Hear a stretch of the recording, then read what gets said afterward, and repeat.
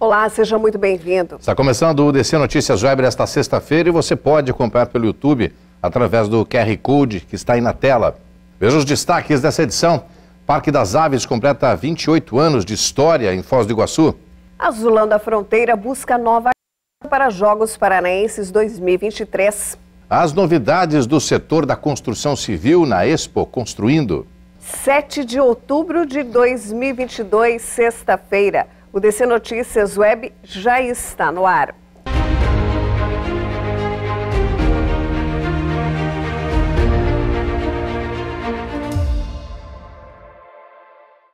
Olá, nós abrimos a edição do DC Notícias Web falando de uma feira realizada em Foz do Iguaçu que traz todas as novidades do setor da construção civil, a Expo Construindo.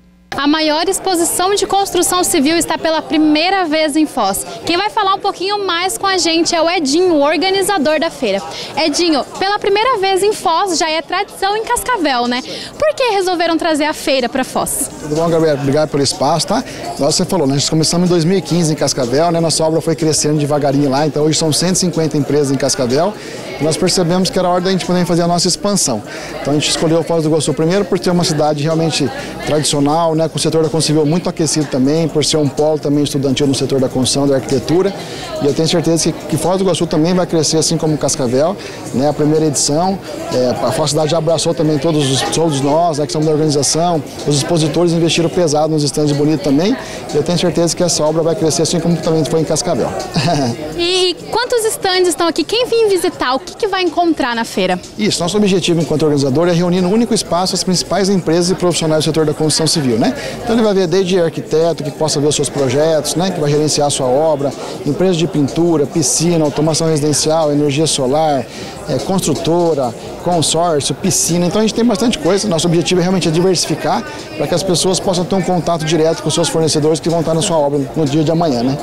E deixa aberto então para você fazer o convite para o pessoal que quer vir visitar, passar o endereço certinho para que venham direto conhecer a feira. Legal, Gabriela. Então nós estamos aqui, né, até domingo de 6 a 9, né? Hoje até às 10 da noite, sábado das 10 às 10, domingo das 10 às 9 aqui no Centro de Convenções, próximo ao aeroporto aqui de Foz do Iguaçu, entrada franca. E é uma ótima oportunidade para a gente fazer um network, conhecer novas pessoas e, acima de tudo, fazer bons negócios. O DC Notícias Web fala agora que autoridades buscam alternativas para reduzir transtornos durante obras na BR-469. Serão feitos estudos para evitar congestionamentos na alta temporada e feriados, quando há maior movimentação de turistas. A presença de maquinários e funcionários no trecho da BR-469 pede atenção redobrada dos motoristas que passarem pela rodovia, obedecendo à sinalização provisória da pista. Com o início da duplicação, a tendência é que o trânsito fique lento. Pensando nisso, o prefeito de Foz, Chico Brasileiro, determinou que seja realizado estudos para evitar congestionamentos e transtornos para os moradores e turistas ao percorrerem uma das avenidas mais importantes da cidade. Pelos próximos 18 meses, quem passar pela avenida deve ficar atento à sinalização. A duplicação da rodovia das Cataratas é um antigo pedido da população e também dos turistas. A melhoria na infraestrutura deve acabar com as filas de ônibus e veículos de passeio. O investimento será de 129 bilhões 663 milhões 982 mil e 3 centavos para a duplicação de um trecho de 8,7 quilômetros entre o trevo de acesso à Argentina até a entrada do Parque Nacional do Iguaçu.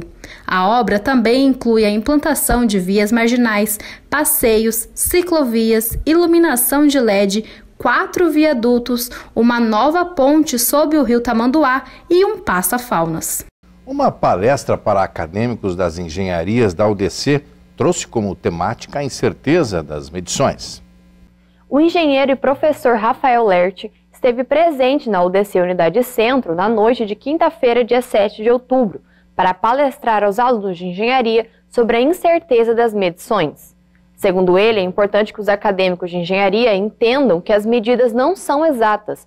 A incerteza de medição é um assunto de extrema importância, porque a gente não pode pensar que as medições são exatas 100%, porque há dúvidas, em cada medição nós temos dúvidas, essas dúvidas elas são correlacionadas, são combinadas e geram então a famosa incerteza das medições. Então cada pessoa, cada técnico que vai fazer uma leitura de uma medição, que vai relatar um resultado, ele tem que saber que aquele resultado ele não é 100% exato, ele tem uma parcela de dúvidas e a incerteza das medições ela quantifica essa dúvida. Então, é muito importante que o pessoal já conheça esse assunto, já se acostume com essa sistemática de metrologia.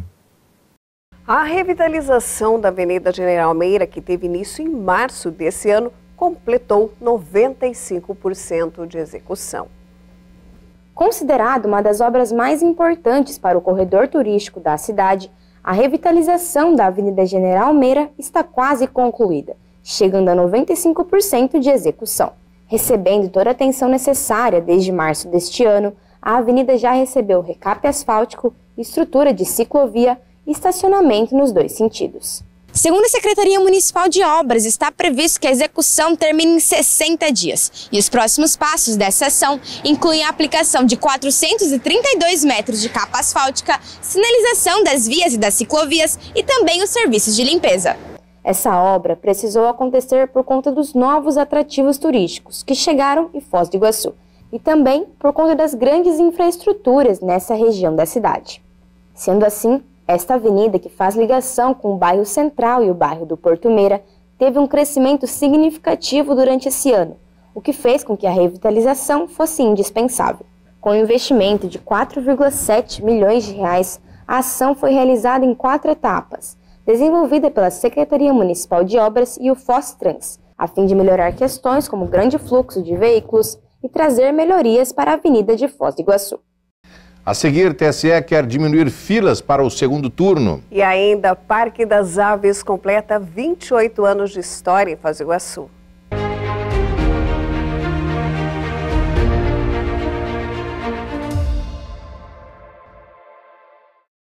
O Parque das Aves completa 28 anos. Moradores de Foz do Iguaçu têm entrada gratuita até o sábado, 8 de outubro.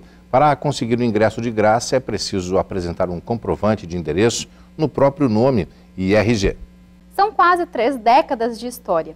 Mais de 10 milhões de pessoas puderam conhecer um dos lugares mais importantes de conservação animal e também da Mata Atlântica. Em 28 anos de história, o Parque das Aves não para de crescer.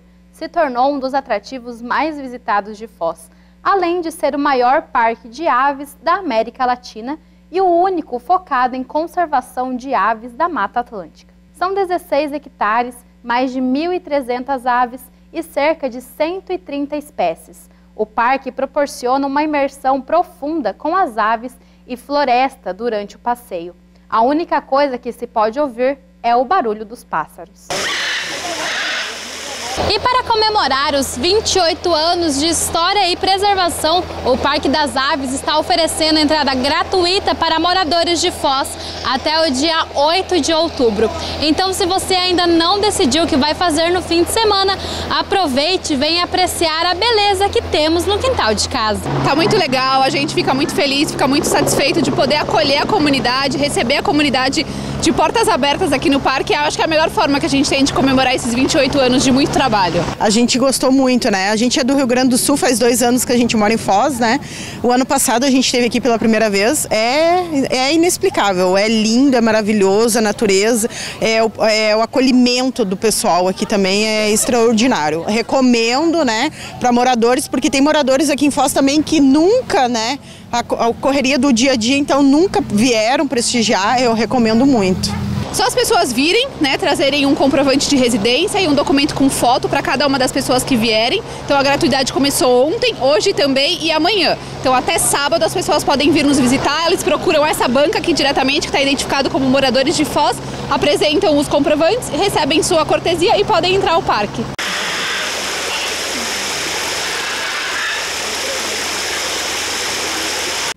O TSE disse que a instituição está tomando todas as medidas necessárias para evitar que os eleitores enfrentem filas no segundo turno das eleições, a ser realizado em 30 de outubro. As filas das sessões eleitorais do primeiro turno das eleições gerais de 2022 foram grandes. Teve eleitor que ficou mais de 1 hora na fila para votar nos 5 candidatos. Essas filas gigantescas foram vistas não só pelos eleitores, mas também pelo Tribunal Superior Eleitoral. Os motivos que causaram esse grande tempo de espera estão sendo analisados pelo TSE junto com os TRS. Pensando nos eleitores, o presidente do Tribunal Superior Eleitoral, ministro Alexandre de Moraes, afirmou que a instituição está analisando algumas medidas para evitar que os eleitores enfrentem grandes filas no segundo turno das eleições, que acontece no dia 30 de outubro. O Parque Nacional do Iguaçu recebeu mais de 120 mil pessoas em setembro. A unidade de conservação e outros atrativos vêm recuperando gradativamente a visitação. O Parque Nacional do Iguaçu recebeu 126.226 visitantes somente no mês de setembro. Cerca de 83 nacionalidades visitaram uma das 7 maravilhas do mundo. No comparativo com setembro de 2019, o último registrado antes da pandemia, o parque havia recebido 160.541 visitantes. O número de turistas de setembro de 2022 representa 78%. No acumulado dos 9 meses de 2022, já foram 96.451 pessoas que apreciaram as quedas do Parque Nacional. Esse total de visitantes representa 67% do mesmo período de 2019. Já no Complexo Itaipu, o movimento cresceu 65% em 2022, se compararmos com os meses de janeiro a setembro de 2021. O passeio Itaipu Panorâmica recebeu 68%, que representa 215.561 visitantes, enquanto no mesmo período de 2021 foram registrados 128.529 turistas. Esses números são celebrados como resultado da retomada do movimento turístico pós-pandemia à fronteira. Moradores da região lindeira têm desconto em alguns passeios dos atrativos de Foz. Para verificá-los, basta entrar no site do atrativo desejado e adquirir seu ingresso antecipadamente, escolhendo o melhor dia e horário. E veja no próximo bloco. Foz do Iguaçu está entre as cidades paranaenses mais tecnológicas.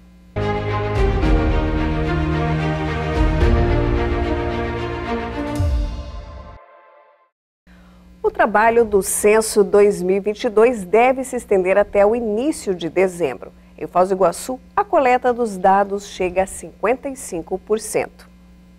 Muitas caminhadas, entrevistas e batidas de palmas. Ô de casa. Os recenseadores do IBGE continuam trabalhando nas ruas, indo de casa em casa para coletar as informações dos moradores e entender o perfil de como está o Brasil. No entanto, o Censo 2022 foi prorrogado em todo o país até dezembro, mas aqui em Foz, a informação segundo o IBGE é que todo o trabalho deve ser concluído no fim de novembro. Vale lembrar também que o Censo 2022 vem acontecendo desde o dia 1 de agosto e até essa primeira semana de outubro foram coletados 55% dos dados. Para mais, as primeiras análises e resultados dessa pesquisa, que está percorrendo o país, devem ser lançados até o final de 2022. Diante da baixa cobertura vacinal contra a poliomielite, o Ministério Público do Paraná chama a atenção de pais e responsáveis pela imunização das crianças. A campanha contra a poliomielite atingiu no Paraná 63,02% da população destinada a essa vacina. Porém, o ideal é que a nação atinja pelo menos uma taxa de 95% de imunização. A poliomielite, comumente chamada de paralisia infantil, uma vez que foi muito conhecida por atingir crianças e causar nelas a paralisia em alguma parte do corpo ou até o óbito, é uma doença que estava erradicada no país. Porém, com a baixa adesão à imunização, ela pode voltar a ser um problema de saúde pública. Assim, o Ministério Público do Paraná declarou que os pais ou responsáveis pelo público infantil que não os levarem para receber a vacinação poderão responder criminalmente por infração de medida sanitária preventiva e também por crime contra a criança. Para mais, o Ministério Público do Estado também destacou que cada cidade deve analisar o número da cobertura da imunização e aplicar as medidas necessárias. Foz do Iguaçu está no ranking das cidades mais tecnológicas do Paraná. Foz do Iguaçu, considerado um destino turístico e apresentando todas as suas belezas naturais, ele entra para o time do top 10 das cidades mais inteligentes e conectadas do Paraná. Esse estudo é feito pela Connected Smart Cities, onde eles avaliam 680 municípios brasileiros que apresentam mais de 50 mil habitantes e fazem um top 10 considerando vários aspectos. Neste ranking nacional de 2022, a cidade de Curitiba fica na primeira colocação e o município de Foz do Iguaçu chega ao 35º lugar, subindo 9 posições se formos comparar com 2021, onde ocupava a 44ª posição, ficando atrás apenas de Londrina e de Maringá e à frente de Cascavel e Ponta Grossa. O Paraná, por exemplo, é considerado o primeiro da região sul e o segundo município que apresenta o maior número de cidades, dentre as 100 mais inteligentes. Essa pesquisa é feita com o intuito de mapear o potencial desenvolvimento do Brasil, verificando aspectos como mobilidade, meio ambiente, tecnologia e inovação.